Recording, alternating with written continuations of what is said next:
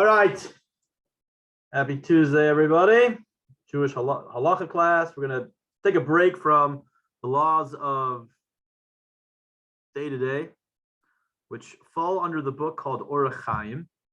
Orach Chaim means the way of life. In other words, your day-to-day activities. And we're going to move into an area, which I think this is still within Orach Chaim. We're going to go talk about Rosh Hashanah. How many shofar blasts, what the shofar has to be like, what's the mitzvah, some interesting halachas, interesting laws that you may not know, and I'd like to share them with you. You can still, we should blow the shofar. Maybe I'll do that at the end. Right? Every day in the month of Elul, we blow the shofar. All right. Let's go inside. This is from the Rambam. There's going to be some halachas that we don't actually hold by the Rambam. Maybe I'll... if I remember them, I'll tell you where we differentiate. But for the most part, we follow the same exact thing as the Rambam. It's a positive commandment from the Torah to hear the sound of the shofar on Rosh Hashanah. It says, Yom Teruah Yeh Lechem. It should be a day of sounding for you. Teruah. Teruah means a sound, but you're going to see there's a big disagreement of what teruah really means. What does that sound? Yeah, we have this in Torah. It should be a sound. Okay. A sound of what? Any sort of sound? Can I just scream out? Can I play the trumpet? Can I play my guitar? The shofar, which is sounded on both Rosh Hashanah and the Yovel, right? Every 50 years we blow the shofar to let everyone know that it's a Yovel, it's a Jubilee year, and all slaves go free, all debts can't be paid off. If they're not paid up, it's over. As we learned last week, or actually yesterday in the Chumash class, that you would just give your debt actually to the courts, and the courts would collect your debt for you. But anyway, every 50 years, and on Rosh Hashanah it has to be a bent ram's horn. Rambam says it has to be a ram's horn. All shofarot, other than that of a ram, are unacceptable. Now we actually differentiate. The halacha is lichatchila, it should be at the outset, it should be a ram's horn. But if it's not, it can be any other horn, provided it's a horn that is hollowed. That's more or less hollowed in the middle, and it can't be from an animal that only has one horn. So, what are those horses called? Yeah, the ones with the fairies. Actually, the Torah does speak about those kinds of horses. What are they called? Unicorns. Yeah, unicorns. Can't use a unicorn horn.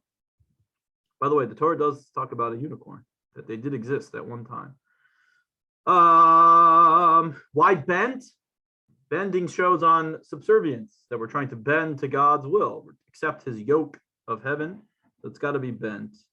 Even though the sounding of the shofar on Rosh Hashanah is not explicitly mentioned in the Torah,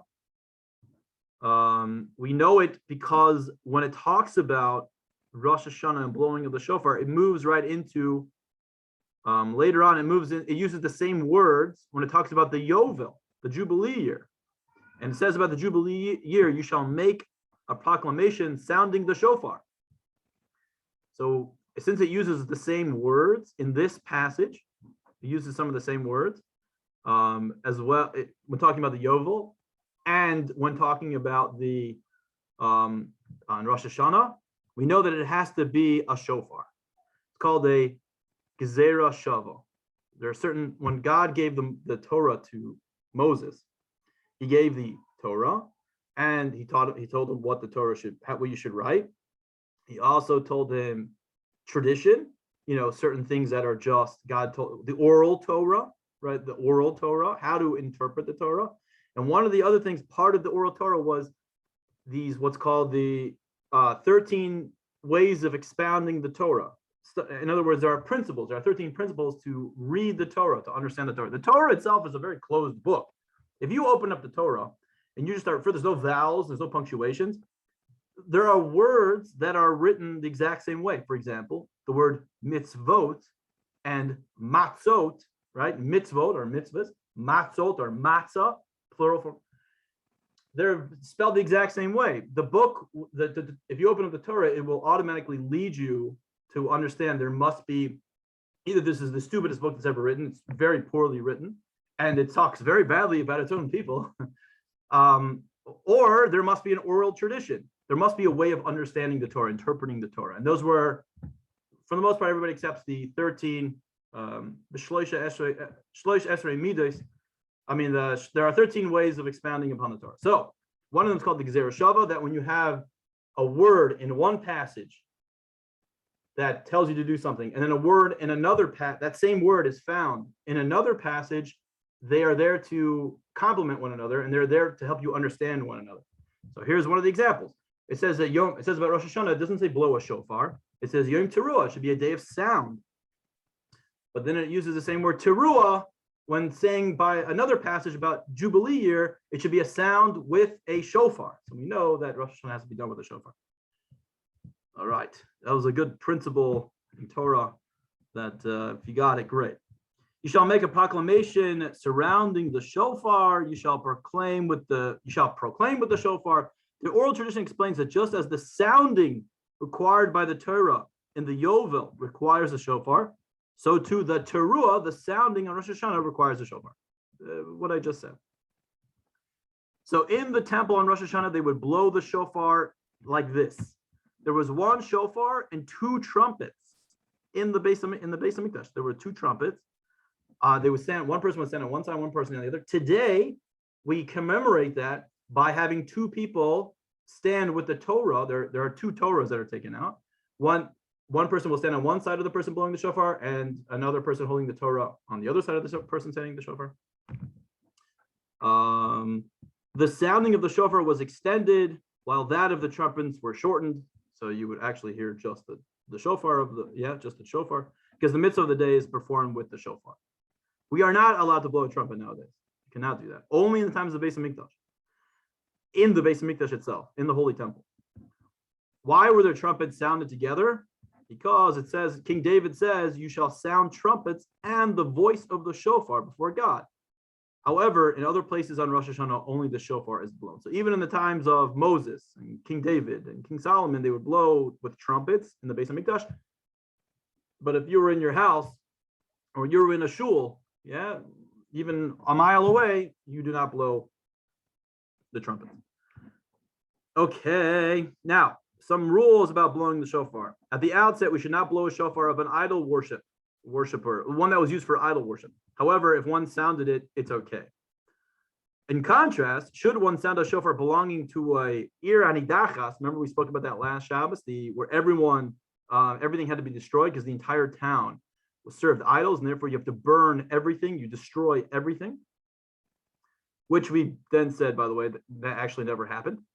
That never occurred. But nevertheless, if you did, halacha, we still know what to do, even if we're not going to do it, even if it's not practical or it's not pertinent. You're not allowed to blow. The shofar made it out of the smolder of the ruins. You can't blow that shofar. Now, what about a stolen shofar? This is very common. What if a person steals something? Can you use a mitzvah? This is a very common question. And certain mitzvahs, if they came into my possession through being stolen, maybe you didn't steal it, but somebody else stole it and then gave it to you, and you didn't even know. The Gemara in Sukkah talks about this very often. What if you sit in a stolen sukkah, meaning someone stole the wood from somebody else? Are you fulfilling? And you sit and you build your sukkah with it, and you sit in it, and you only find out fourth day of Yom Tiv, fourth day of Sukkot, that, oh, by the way, that was all stolen wood. Did you fulfill your obligation of sitting in the sukkah? Here is another example: a shofar, a stolen shofar. What about a stolen shofar? One who blows it fulfills his obligation, because the mitzvah is only to listen to the sound, even though the listener does not touch the shofar or lift it up. The laws of theft do not apply to sound. It's called mitzvah haba ba'avera, a mitzvah that comes about through a sin. Yeah, good intentions, but you did it inappropriately. Most of the time, you do not fulfill your obligation. You sit in a stolen sukkah, you do not fulfill your obligation. If you stole a lulav, it has to be for you. It has to be to you. Kachtem lechem. You do not fulfill your obligation if you shake with a stolen lulav. With a shofar, however, it's not the object might be illegal, and you have to give it back. But the sound it produces is not a problem. You can still listen to the sound, and the mitzvah is to hear the sound. That's all it is. And we're going to get into some details about that. What about echoes? What if you hear an echo? If it echoes off something. I'm sorry. Here we go. Similarly, a shofar from an ola. Okay, different types of, yeah, don't worry about it. Okay. Regarding a shofar, an ola is a type of offering. What if you took it from, yeah, everything has to be burnt up. Yeah, you can't do that. When Mashiach comes, we'll grant Hashem before Rosh Hashanah, then we'll learn those halachas again. Regarding a shofar to be used in Rosh Hashanah, it's forbidden to violate the festival laws to obtain it. This applies even when the forbidden practice is in the category of shvuos. So, yeah, your shofar was left over at somebody else's house, and you don't have an erev, right? An erev, we spoke about it in a Parsha class. An erev is a way to, you're not allowed to carry on Shabbos. You can't carry unless you're inside a private domain. So in your house or in a courtyard that is surrounded. The city of Jerusalem is one big private domain. Why? Because it's surrounded by a wall. That, when you have it surrounded, that's called an erev. When you're an erev, like in a way of surrounded. Erev actually means to like mingle. You're in a place where you mingle a lot. You're able to mingle. And we say that's only, you mingle in a private domain. So if you can create, there are laws of creating a private domain. Now, most of us that live outside of Jerusalem do not live in a place of where there's an erev. Yeah, there are certain places. Some people are more lenient on what an erev is considered an erev. Now, let's say it's Rosh Hashanah on Shabbos. Okay, this is not a very good example because we don't blow the shofar on Shabbos. But let's say you have to okay, it's not a very good example. We don't blow the shofar on Shabbos, which we'll get into in a moment, even though they did in the times of the Beis Hamikdash. Right? You are allowed to carry on Rosh Hashanah because it's a Yom Tov, it's not Shabbos. Okay, whatever. Let's say it's in someone's house and you know the light's going to turn on. You have to go open the door and the light will turn on. What's the deal over there? You can't do it. You can't. If you know for sure a light will turn on, but you're not allowed to turn on a light on Shabbos, when you open the door to get it, you are not allowed to do that. So what do? Okay, it's going to give an example. If there's a shofar in a treetop or across a river, and that is the only shofar available, one may not climb the tree or swim across the water to bring it. Needless to say, we may not cut the shofar from the animal's head or perform a forbidden labor to prepare a shofar that we may blow it. Yeah, imagine you're in a town, there's no shofar. What do? And there's a huge mitzvah to blow a shofar. In fact, that is the coronation of the king, when you blow the shofar. That is the mitzvah of the day. That is the only mitzvah of the day. You can't do it. So what's the rationale? Blowing the shofar fulfills a positive commandment, while the observance of the festivals fulfills both a positive and a negative commandment. The observance of a positive commandment does not negate the observance of both a positive and negative commandment. Okay, so I misspoke a little bit. Because there is a mitzvah not to turn on a light on Shabbos. There's a problem of turning on. What's the mitzvah of a Yom Tov in general, of a holiday? Is to rest. Is to make kiddush. Let's say making kiddush is part of the mitzvah. That's a commandment. You have to mekadosh the day, bless the day through kiddush, and you're not allowed to do work. So it has both a positive and a negative commandment. The commandment of Rosh Hashanah is only one commandment, and that is to hear the sound of the shofar. To hear the sound of the shofar. When one commandment and when one category is going to go against another category, in this case, the commandment, the mitzvahs of Rosh Hashanah versus the mitzvah of a Yom Tov, the one that has the one that has both a positive and a negative commandment overrides the one with only one mitzvah, one commandment. So in this case, we do not. You would basically be breaking two commandments on Rosh Hashanah by going and obtaining the shofar in an illegal way. That's basically what it is. While you're only breaking one commandment if you don't hear the shofar. Right? It's 2 against 1. It is permitted to rinse a shofar with water, wine, or vinegar in order to improve its tone. Normally, we wouldn't say that. We don't wash something and hand something on Shabbos. However, an expression of deference, one should never use urine for the purpose, lest one view the mitzvah in a deprecating manner. I think it's pretty obvious. Now, what's the minimum size of a shofar? That one may hold the shofar in one's hand, and it will be protruding on the other side. So it's subjective. A lot of mitzvahs in Torah are subjective. Should a shofar be cracked lengthwise, it is unacceptable. But if it's cracked along its width, if the measure is equivalent to the minimum size of a shofar remains, it's okay, provided, by the way, that the sound does not come out through that crack. I believe we'll get into that. Regarding a shofar with a hole, if it was plugged with another substance, it's unacceptable. You can't have like metal plugged into there or Scotch tape. If it was plugged with its own kind, it is fine under two conditions. The majority of the shofar remained whole. The plugging of the hole did not alter its sound. And there, the Gemara gets into all the tractate on Rosh Hashanah gets into the whole thing. What if people would try to beautify the shofar with gold, and like weave gold into it and whatnot? That's a problem because the sound is then also being carried through gold, and it can't be carried through any other substance. If one merely perforated the insides of the horn but did not remove them, it's kosher. Yeah, you ever seen that? Maybe we'll do something about how a shofar is even made. It's quite interesting. Actually, the animal feels no pain when they cut off the horn. It feels no. You can see animals just continue doing what they do. They feel no pain. Interestingly enough, right? The animal is still alive, and the horn grows back.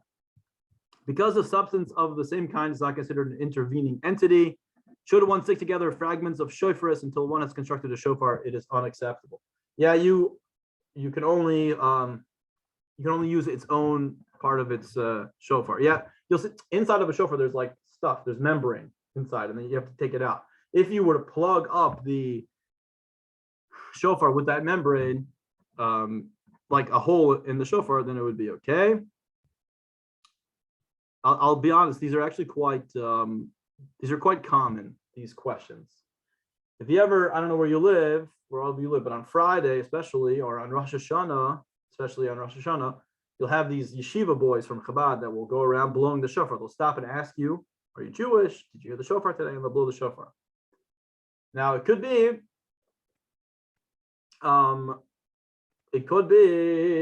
that it becomes cracked. The shofar becomes cracked on Shabbos. And now what happens is, not on Shabbos, on Yom Tov.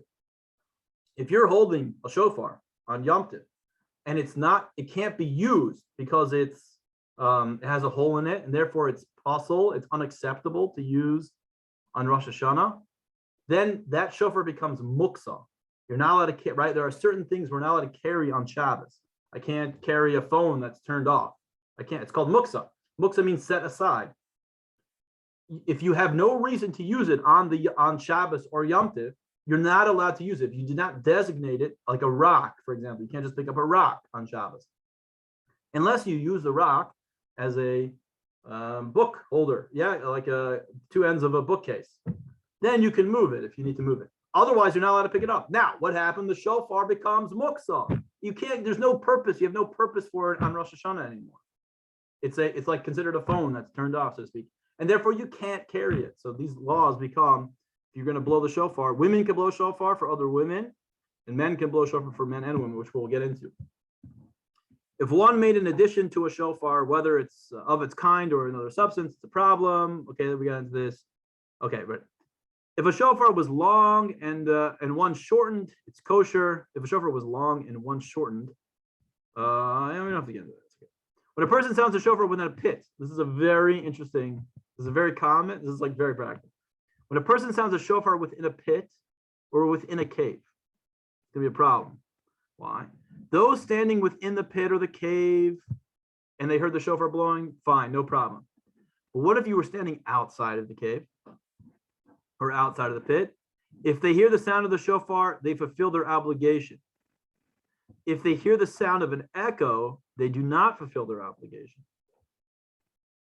Similar principles apply regarding one who blows into a giant barrel.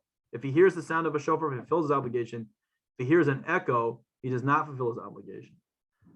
It's very important to be blowing in a place where they're really trying to do it where there's no echo. It's a big problem because if you hear the sound that's bouncing off,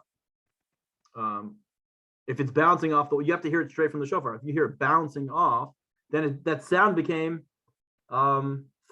it's being, it's picked up the wall, so to speak. it has a little bit, the sound is coming off the wall.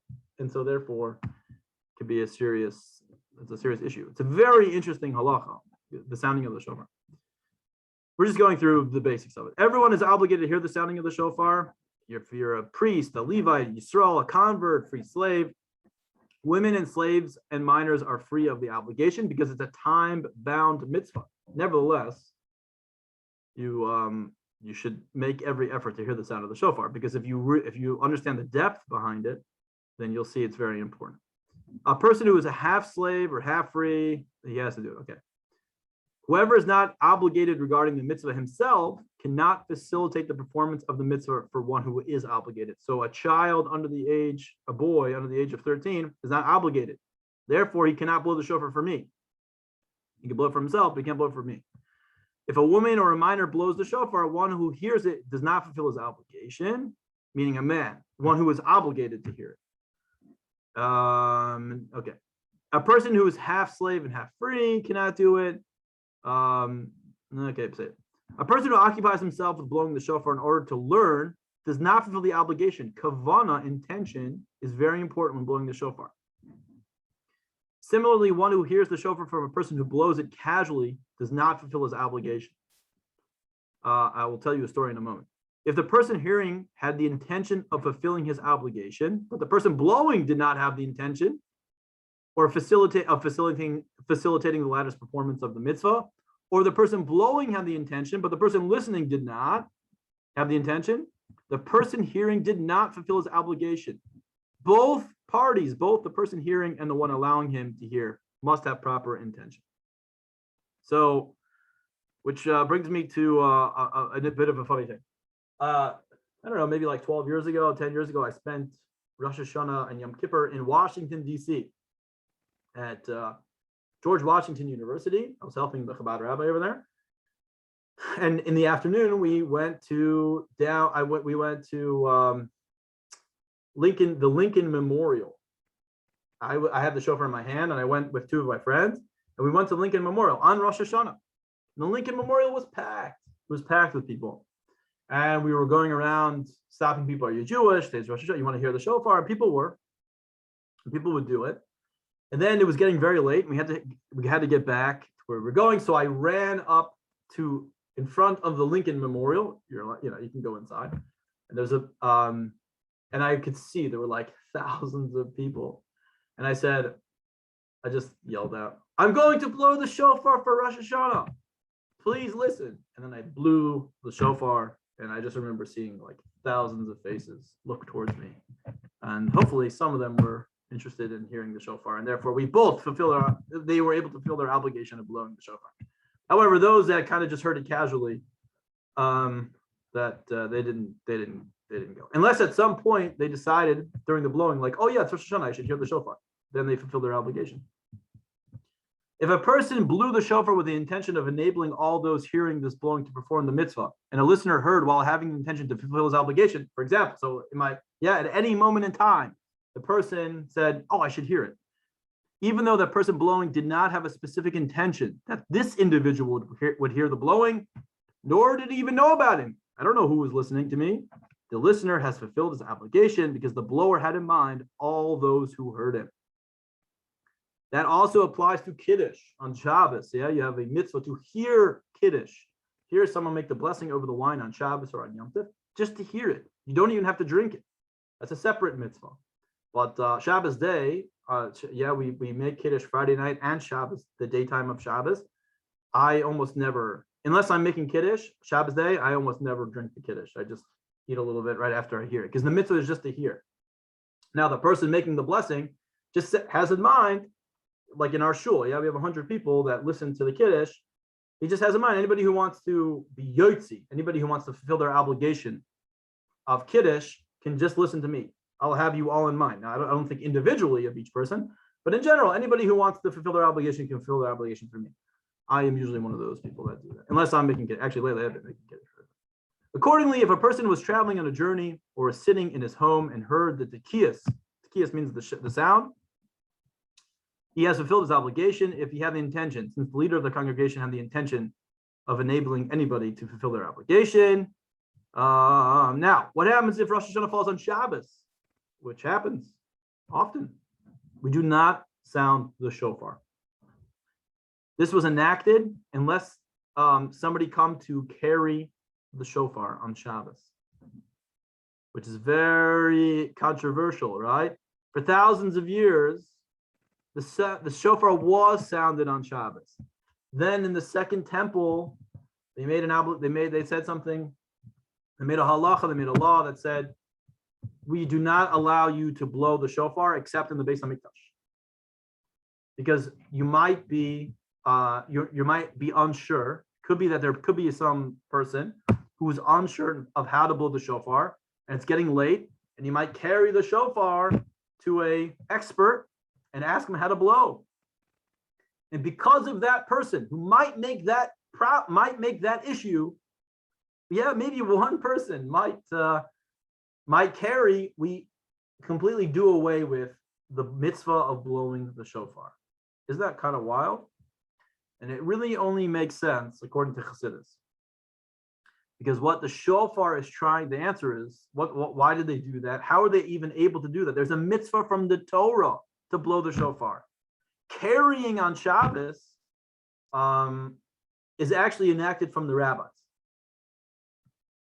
Well, for the most part, it's from the rabbis, from the sages, and because you might come to carry within a public domain of 600,000 people, which might not even ever happen. I don't even know a public domain, maybe in like India, where there's 600,000 people in one place. But they did away with a Torah obligation of blowing the shofar on Shabbos. The Torah says you should blow it on Shabbos. It doesn't say you shouldn't blow it on Shabbos. But so what's the explanation? How were they able to do that? Because we know from tradition and we know through Chassidus that what Shabbos accomplishes, the Kedusha, the divine revelation, the divine consciousness that is experienced on Shabbos is greater than whatever divine consciousness or divine energy is produced from the shofar. Another example is, why don't we put on tefillin on Shabbos? Because Shabbos is holier than tefillin. What Shabbos does for a person and does for the world meaning creation, is greater than whatever tefillin could bring about. And the same thing through Psukim, we understand that Shabbos is greater than the blowing of the shofar. So therefore, there's no obligation to blow the shofar on Shabbos. That's the truth. Let me see what time it is. 12:30. Okay, we'll do one more. We'll continue with these laws. There's a lot of laws. There's not that many laws. Children who have not reached the age in which they can be educated, we need not prevent them from blowing the shofar on Shabbos. This is a good how to deal with your child on Shabbos. Yeah, they like to break. They don't know anything about Shabbos, so they turn on lights. They turn on and off lights. Do you have to admonish them? Do you yell at them? You can't do that. No, we don't do that. You have to teach them the love of everything. So if they do it, it's okay. So a child who picks up your shofar on Shabbos, you can't take it away from him because you can't take it away from him because you'll be carrying something on Shabbos. You'll be carrying something that is muksa on Shabbos. So you try to tell them, put it down. Try to tell her or him, put it down. If they don't, okay, fine. They start blowing it, no big deal. Okay, don't hurt them. Don't get mad. An adult is permitted to be involved in the instruction of children in the blowing of the shofar on the festival. This applies concerning both children and those who have not reached the age in which they can be educated. Okay, so this is something very interesting. What if I blow the shofar early in the morning? I hear it already. Can I continue blowing it throughout the day? Can I just blow whenever I want, walk around blowing it? Yes, you can. Especially if it's in a way of education, or you're trying to fulfill the obligation for somebody else, of course. But even that, you can blow it throughout the rest of the day. You can. We try not to, unless there's really practicing, or there is someone that needs to fulfill the obligation. Then you should do it. But otherwise, I think it's better that you don't. You put it down, and you. There are other mitzvahs to be involved with during the day. There's a big meal. It's a festive time. It's a time of singing a lot of Tehillim. Okay. With that, I'm going to stop. Tonight is Tanya. We'll continue with chapter 2. And anybody have any questions? Let me know if you have any questions. I have a question. Yeah, sure. If let's say you have somebody who's going through conversion, yeah, Couldn't they carry the shofar on Shabbos? Because aren't they obligated to break Shabbos at some point anyway? Yes, they definitely could. In fact, that's commonly done. Now, you don't want to make the person feel bad. Like, you know what I mean? Like, you don't want, obviously, take the person's feelings into play. If they don't feel comfortable carrying, even though most of the times converts will break Shabbos, what's called not bifarhesia. Bifarhesia means publicly. They'll do it like in their own home. They'll carry something maybe in their pocket, or they'll turn on the light on and off on Shabbos, in their own home in the privacy. But yeah, according to the letter of the law, if the person's very comfortable doing it, for sure they can do it. Absolutely. That would be very kind for them to do. Anybody else? No. Okay. All right. Well, text me if you have any questions. No problem. I'll put this up later today. And I'll see you all tonight for Tanya, chapter 2. Sei gesund. Be well, everybody.